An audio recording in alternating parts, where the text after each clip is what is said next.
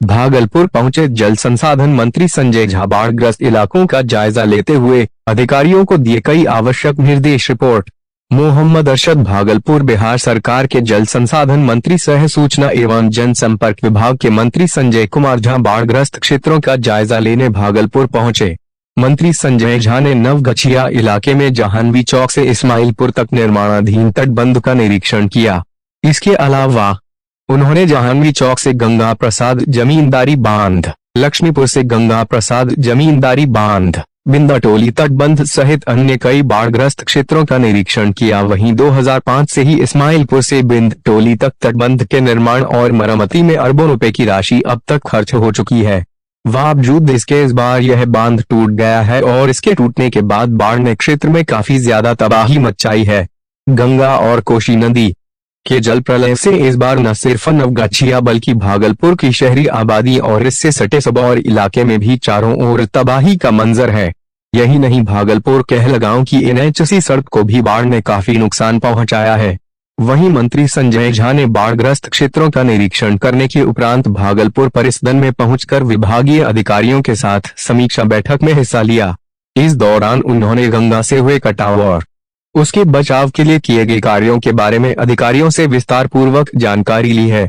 इसके पश्चात जल संसाधन मंत्री संजय झा ने इंजीनियरिंग कॉलेज, DPS और कृषि महाविद्यालय सहित अन्य का भी निरीक्षण किया। वहीं दूसरी ओर मंत्री संजय झा ने विभाग के अधिकारियों को कई आवश्यक दिशा निर्देश भी दिए हैं।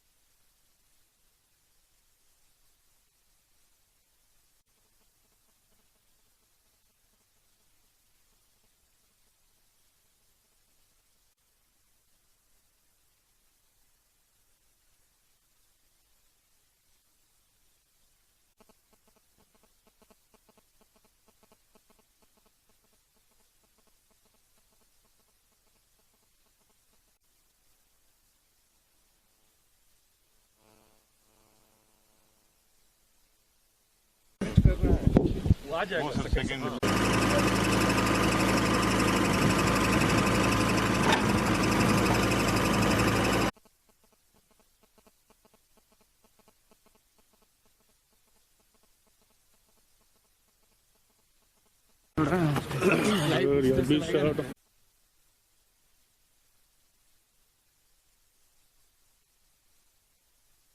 नहीं, हम लोग आए हैं। पिछली बार भी जो एक जगह सिंक कर गया था, ये आपको इस्माइलपुर वाला बिंदटोली वाला जो एक जगह था, और मुख्यमंत्री जी भी आकर के ऊपर से सारा देख के गए थे उसको।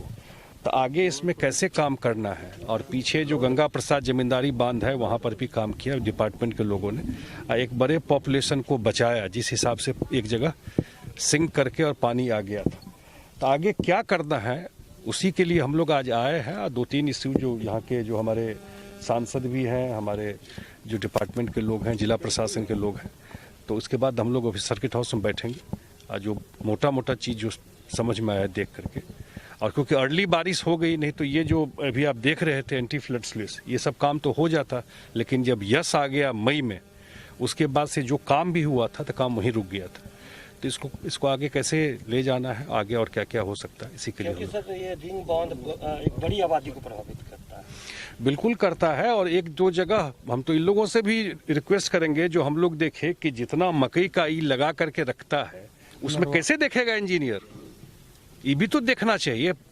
इंजीनियर तो जा ही रहा है बांध पर, और उस नीचे से चूहा निकल गया या आपको सीपेज पाइपिंग होगा, और पूरा बांध पर देखे कि मकई का ढट्ठा जो होता है वो रखा हुआ है, तो बहुत मुश्किल है, उसमें तो घुस के देख भी नहीं सकता।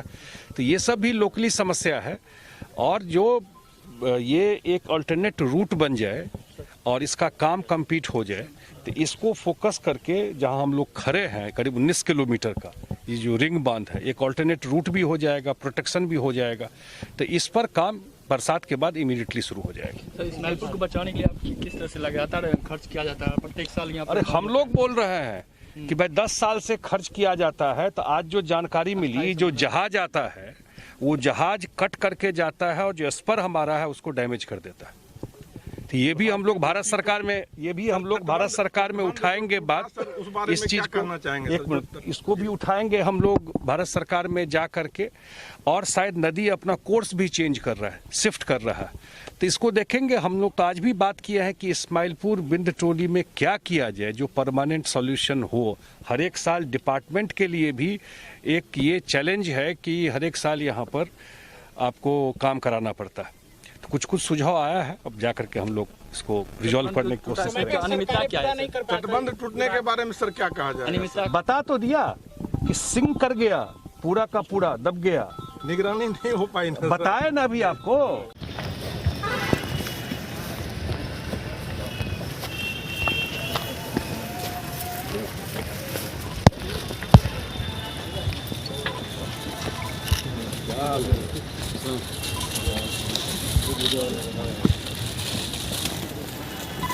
ये भी सुरक्षित है। ये जो है लगभग जो है सर 400-450 मीटर हमारा जो है सभी विभाग बैंक है, यहीं से पानी जो है सो निकला है सर। और पानी निकलने एक बैग सर यह बैठा कंट्री साइड में कोई अच्छी इंफॉर्मेशन है, जैसे कि यहाँ पर सर कोई सीपेज पाइपिंग नहीं मिला। नहीं पूछने सर 1 और 2 के बीच में 1 और 2 के बीच में मिला था, तो 2 दिन पहले उसको हम लोग ठीक कर लिए। यहाँ पर कोई दिखाइए कुछ था ही नहीं। और एक बैग जो है 10 मीटर की लंबाई में, 10 मीटर की चौड़ाई में और पूरे लंबाई में एक साथ सिंक कर गया। इसको तो फ्लड के बाद ही नहीं करेंगे।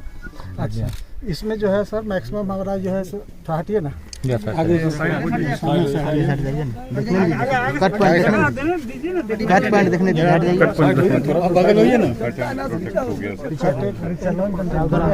इसमें जो है सो मैक्सिमम जो है 12 मीटर पानी है, 8.5 है, साढ़े।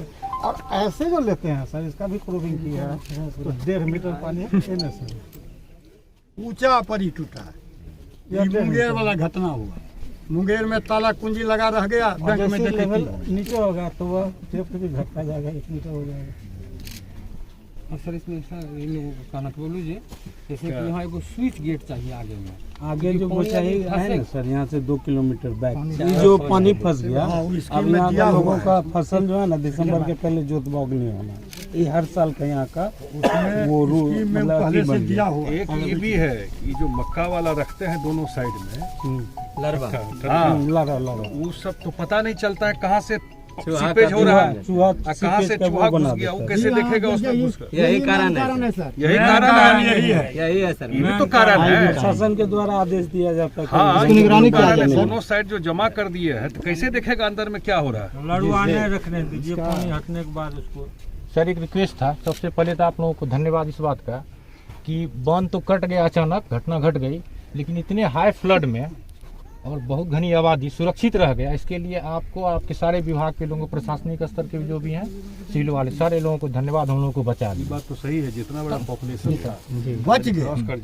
दूसरी बात ये है सर, ये जो जहनवी चौक से जो बांध बनाया गया इस्माइलपुर तक, ये 9 नंबर स्पर तक जो बांध बना है, इतना मजबूत बांध टूट गया अचानक।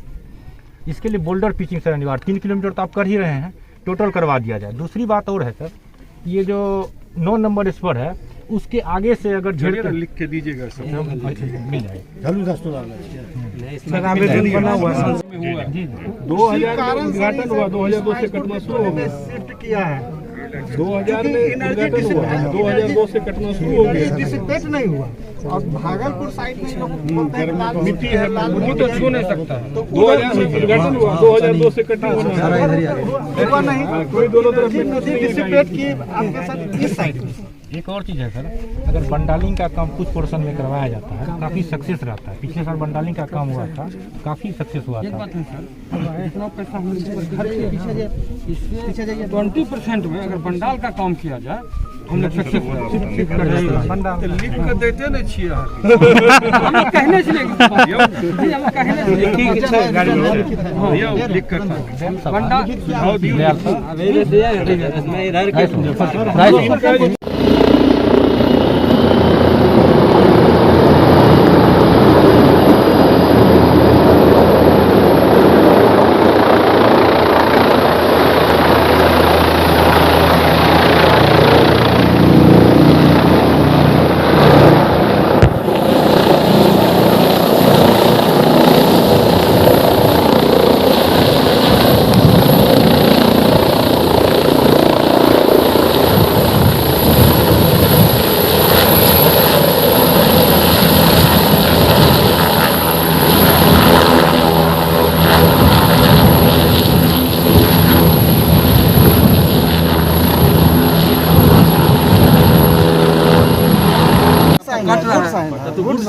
और इसको यहाँ पर भी वो रोकिए। अच्छा करवा रहे हैं शहर के साथ, उसमें आप थे भागलपुर इनलैंड वाटरवेज के साथ सर मीटिंग जो हुआ था भारत सरकार से, देखे थे सर इसको जो 84 धार को देखे थे।